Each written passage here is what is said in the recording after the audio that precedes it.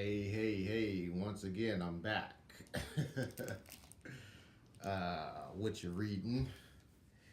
Just want to just talk about a book that I just read. Another one. It goes by the name of Solitary by Mr. Albert Woodfox. Oh man. Awesome book. Awesome man, strong man. Well, first of all, the book I've read it.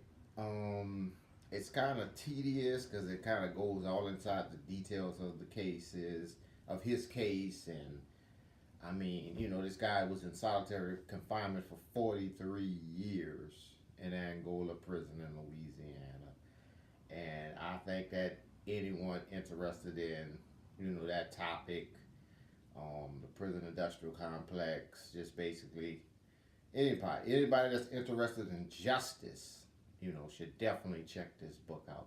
But I don't even want to harp on that. I mean, I think everybody would agree. I mean, some would say that he got himself in that position in doing his initial crime, but most people would agree that he suffered a grave injustice, and not only him, it was two other guys. He referred to them as Herman and Robert King. But my thing is, I want to just talk about the criminal justice system and basically tell for my son, if he's ever watching this, like how this works. I mean, you got people that are trying to you know trying to reconstitute it. They're trying to change it, which is a great thing. But I mean, for you or anybody watching this, my thing would be, don't get caught up in the initial prison system. Don't get caught up in that system. It takes one mistake, and now you're labeled a criminal forever. And you might say that's not fair or that's wrong or whatever. I mean, even with this guy, this rapper Meek Mill, that's what they do. They put you on probation, and every little small thing after, now they come and get you. So I encourage people, don't get caught up in the criminal justice system from to begin with. I've been fortunate. I mean, I've had like little charges like parking tickets or something, but when you go to rob somebody or to steal a car, or some of this stuff these teenagers are getting into now, you marked, man. And I had a friend like that. I'm not going to say his name, but I mean, he went in for beating up some kid when we were like 17 years old, and then he got into the jail, and now it's a whole different world. He had a fight with this guy. He said self defense, and they just gonna keep on adding time. And then now you got all these COs or the people that work in the jail. They might have a bad day, uh, you know. But even for Mr. Woodfox, your initial crime I think it was unjust to punish him so much, and he was a Black Panther, and he was targeted for that. But that initial crime is what got you there. Now, if you were just stand, I think it would be a holy injustice if you were just standing there minding your business, and then they just picked you up, which has happened to some people. So I'm not insensitive, but nowadays, 2019, with all the cameras and everything, I mean, it's pretty hard for you to be accused of something that you had totally didn't do.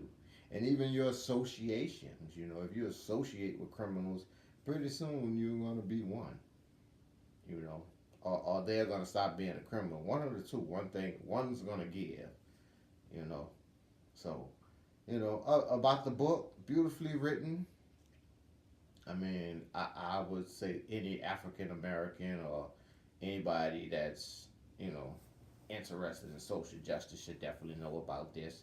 I mean, it should be taught in school, but I think we should keep it even keel and know that, okay, maybe this guy, he didn't deserve 43 years in solitary, but his initial sentence was a 50-year sentence for armed robbery, which I think is just ridiculous anyway.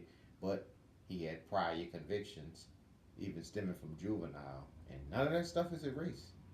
None of that stuff is erased, and judges use that. even your appearance. And a lot of people don't like to talk about that, but the tattoos and you go in front of a judge, he's gonna judge you by what he sees. You know what I mean?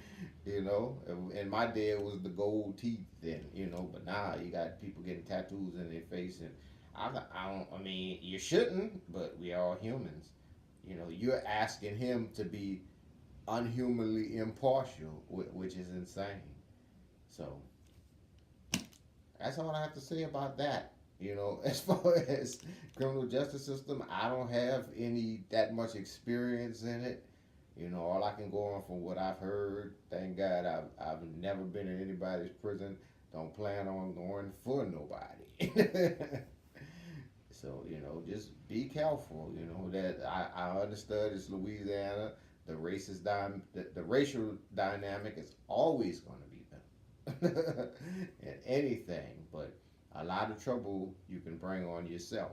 So that's all I have to say about that. Read this book. Should be required reading, especially if you live in Louisiana. Y'all have a good one.